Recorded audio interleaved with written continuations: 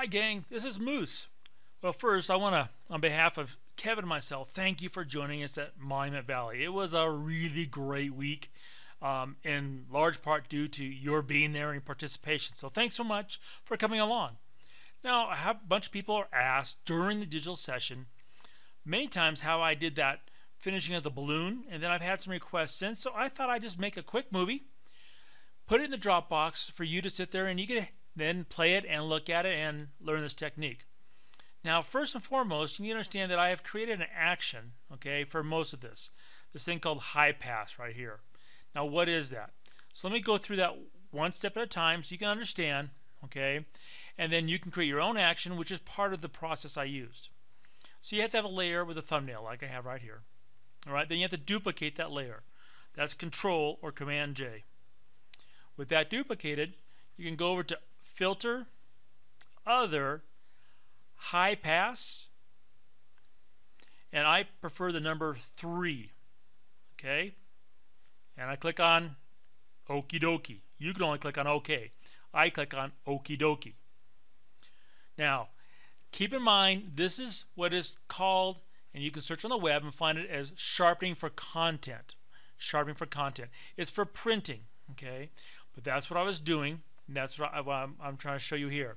So that's just what the layer now does, and this is it. But what we have to do now is go over to our blend options, and I prefer to use, there's overlay and soft light are your two options. I tend to use overlay just as much as I use soft light. Take your pick, okay? Now, that's it. It's all done. Now here's the deal though. See, it's this whole layer, see all that gray? The entire photograph had that same sharpening done to it, and that's what we're trying to avoid. But that's how you create that action, okay? That's all there is. Duplicate the layer, filter, other, high pass, the number 3, and then set it to overlay. All right, now, so with that in mind, I'm going to sit here and go back to the very beginning of this photograph and just show you what I did so you can understand it, okay? So here's my photograph of the balloon. You guys were there. What I'm going to do is I'm going to sharpen just the balloon. I'm going to hit W, okay? That brings up what I affectionately call your, I call it the spastic wand, but it's actually we're using the quick selection tool. With that, all I have to do is simply drag around the balloon like this, and Photoshop is going to sit there and make a selection for me. It's really that simple, okay? I'm going to sit there and I want to add the basket. Boom. Okay? That's all there is to it. Make sure it's all done. I go over to the action.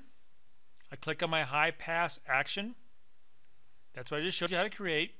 If you look over here, you'll see this layer, and all you see is the balloon now has a high pass to it.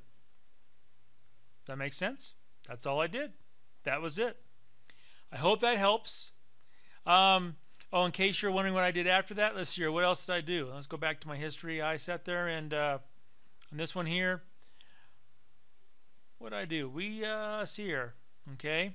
So that right there. Okay. So how did I get there?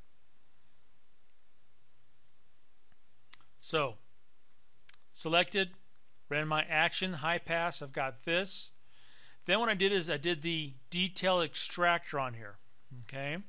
So first of all, in order to use detail extractor, that's a Nick product plugin, I have to have a thumbnail here. There's no thumbnail. So I'm going to go Shift Control Alt E, what's called stamp visible, okay? Or I just hit that button on my Intuos, and that gives me that full thumbnail you see right here on the top. That's important. Then I'm going to go down over to Filter, Nick Software, Color Effect 4. So it's not in 3, it's in 4. Go over to that. I'm going to run the detail extractor and person. Ooh, what is that? That doesn't look so good, do it? All right, detail extractor. Okay. And my preference is 25%. I don't ever go any higher. Okay. 25%. Click OK. Now it's going to run this thing. Now this layer we just created, so we had a big thumbnail for Nick to work on. We don't need to keep this layer anymore, so I'm going to do is delete it. Okay. That makes the file size smaller. I'm going to delete it. Now that detail extractor is working on the entire layer. It's global. That's not what I want. I want just on the balloon. So holding down Control or Command, I'm going to click on this high pass layer. When I do that, you see I have my marching ants. I have just the balloon selected. Okay. Now I want to do just detail extractor on just the balloon, not the rest of the photograph. So I need to tell Photoshop that. So I'm going to invert that selection. Control Shift I or Command Shift I. And I see marching ants around the outside, around the balloon. With that, like that, marching ants around the balloon and the outside of the image. Hold down your Alt or Option key and then click on the layer mask in the very lower corner, and boom. The mantra is white reveals, black conceals. So the white, okay, shows a detail extractor on the balloon. The black means it did not do any detail extracting on the rest of the photograph.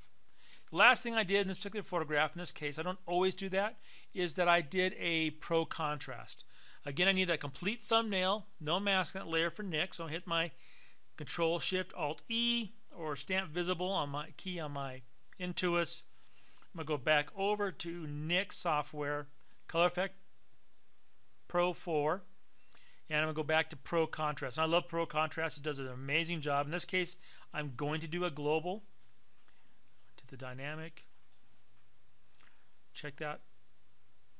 See the little punch that's down here and the shadow and the balloon. Click OK. And with that layer again I made to have that thumbnail, I'm going to remove it. So when I save it, it's just going to be those 4 layers. And that's it. I hope that helps. Again, thanks for joining us. We look forward to seeing you again out in the field shooting at K&M Adventures.